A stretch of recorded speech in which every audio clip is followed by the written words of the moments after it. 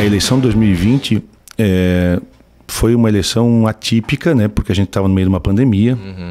E a gente teve que fazer campanha eleitoral de uma forma totalmente diferente, que a gente estava acostumado. Eu, particularmente, sempre fui das campanhas de casa em casa, né, de aperto de mão, de olho no olho, e percebi que ali a gente foi bem prejudicado pela ausência disso. Né? A gente estava naquele momento... Do protocolo do afastamento. Não, total, né? E o que a gente menos queria, daqui a pouco, uma filmagem, uma foto com aglomeração. Né? Que aquilo ali ia ser um tiro no pé. E aí a gente ficou meio resguardado, meio acanhado de poder fazer grandes aglomeros, de poder fazer essa visita. As pessoas também tinham medo de receber a gente em casa, porque a gente circulava muito. Então foi uma eleição bem difícil, com um número de candidatos excessivo, do meu ponto de vista. Nós tivemos 400 candidatos a vereador. Foi uma eleição assim bem difícil mesmo, porque a gente ia pedir o voto para uma família, dizer, olha, eu até vou te dar um votinho, porque eu tenho o primo do meu marido que também é candidato e a sobrinha da minha mãe também é candidata, então todo mundo, né, teve que dividir, uma abstenção enorme de pessoas que acabaram não indo votar. Por causa da pandemia ainda. Por causa da pandemia. E essa questão do aumento significativo também o senhor acha que é por causa das pessoas se sentirem mais politizadas? Um pouco, mas muito em função também da legislação eleitoral daquela eleição, que deu a possibilidade de cada partido montar a sua chapa completa. Porque até a eleição de 2016, nós tínhamos a questão da cláusula de barreira, que é o coeficiente eleitoral. Então o partido ele só fazia uma cadeira se ele atingisse 10 mil votos, vamos supor. Eu sei que a conta é mais complexa, mas dá para entender. Vamos arredondar com 10 mil votos. E a eleição de 2020, ela deu a possibilidade dos partidos fazerem uma cadeira mesmo não atingindo essa cláusula de barreira. Ou seja, os partidos que atingissem faziam um inteiro, mas os outros partidos que não atingissem, eles poderiam participar da sobra. Então todo partido vislumbrou uma oportunidade de poder chegar sem precisar se coligar. E o resultado realmente foi nesse sentido, porque das 15 cadeiras, nós tivemos 13 partidos. Das 15, 13? 13 partidos. Então isso demonstrou que efetivamente... Sim. Essa foi... Todos agiram de forma individual. Exato. Né? E agora se volta, ainda não é nos moldes do que foi em 2016, mas tentou um equilíbrio entre a 2016 e a 2020. Né? Que é a cláusula de barreira voltando, mas com uma flexibilização ali de 80% do coeficiente na sobra. Então ela tentou dar uma amenizada nisso, e isso, mais uma vez nessa eleição, agora vai fazer com que diminua o número de candidatos. Então se falando em metade, né? Metade. 200. Metade.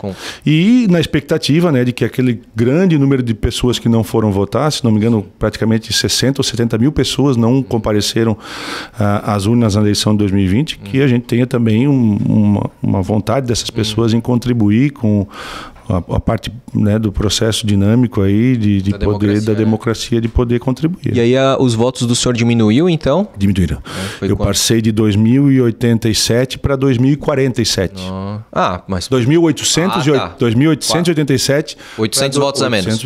840 votos a menos do que em 2000. E as votações dos vereadores também diminuíram bastante, né, com algumas exceções. Por causa dessa diluição em outros candidatos. Exatamente. Nós tivemos alguns que superaram ali os 3 mil votos, mas a grande maioria ficou entre 2.999 até 2.000, foi a grande maioria que acabou ficando nessa... Mas ainda assim conseguiu... Consegui a minha reeleição. Sim. Aliás, a minha reeleição ela foi uma reeleição que a gente brinca que foi dura, assim, porque na noite da eleição o resultado foi de que eu não tinha conseguido a reeleição.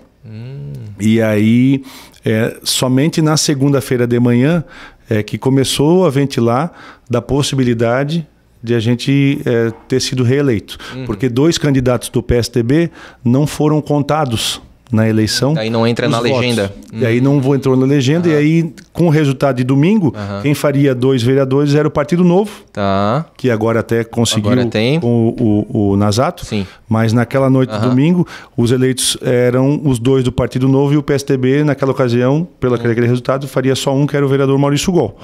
E aí, com a recontagem desses votos, desses 2 candidatos, viu-se que o PSDB havia feito mais votos e que então o PSDB tinha 2 vagas e não o Novo. Perfeito. Então, olha só, né? Então eu digo que eu tive ali os dois sentimentos. Eu dormi, né? Meio angustiado, resultado, assim, né? Meio bastante, vou dizer. Mas tem muito vereador que diz, não, tudo bem, tudo... Não, dá, né? Porque, cara, querendo ou não, é trabalho de muito tempo, né? Poxa, se desgasta, tu faz a campanha... Pô, ninguém entra num desafio com o objetivo de não querer ganhar, né? Ou para fazer o melhor. E aí, quando você já está, também tem uma cobrança, né, do resultado. E até por ter sido a minha primeira reeleição, fica também aquela questão do feedback, do teu trabalho, se tu tá no caminho certo. E aquilo ali foi um balde de água fria para mim, porque eu tinha uma expectativa de que a gente fizesse uma votação muito superior àquela. Sim.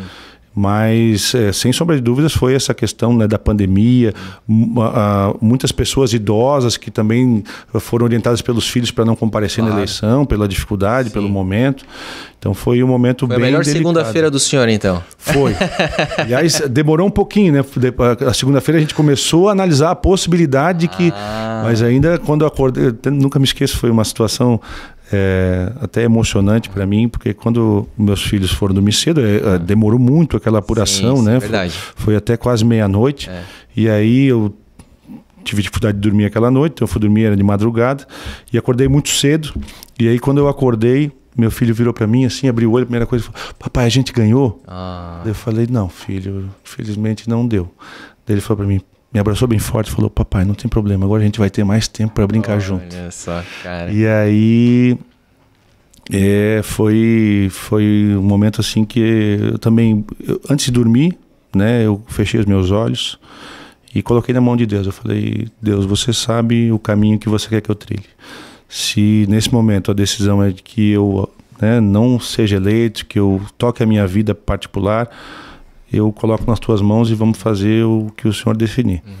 E quando veio a notícia de que não, olha, você está reeleito, eu coloquei aquilo como um propósito, né, como Deus falando comigo: não, ó, na verdade eu quero que tu continues o teu propósito, quero que continues o teu caminho.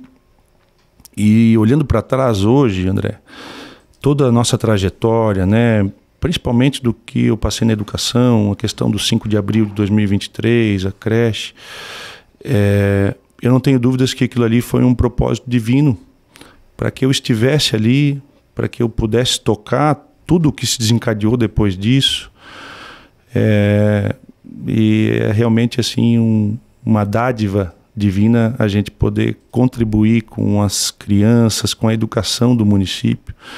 Eu já fiz muita coisa, né, apesar de estar só no meu segundo mandato, mas em 8 anos a gente fez bastante coisa.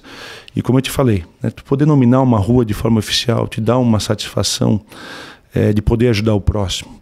Tu conseguir levar água, conseguir levar energia, tu conseguir um horário de ônibus diferenciado para uma tal localidade te dá uma satisfação. Agora, tu contribuir com a educação, tu contribuir com o futuro da tua cidade, isso não tem preço. Não tem, sem sombra de dúvidas, a maior satisfação que a gente pode ter numa vida pública é você contribuir com a educação do teu município. E a gente conseguiu fazer muita coisa mesmo nesse pouco tempo, né? 1 ano e 4 meses, 1 ano e 3 meses, mais ou menos, que a gente ficou à frente da Secretaria de Educação. Mas curioso como o senhor ficou muito... A gente sabe também do papel fantástico que até então a secretária Patrícia Liders fez, né? Um trabalho aí fantástico, tanto é que ela foi reconhecida pelo governo estadual, né? A mais longeva, né? Isso. Mas em pouco tempo o senhor conseguiu dar sua própria cara para a Secretaria de Educação, conseguiu, inclusive, né, manter esse legado que ela também deixou, imprimindo a sua própria personalidade, assim, né? Então, realmente, a gente percebe muito isso.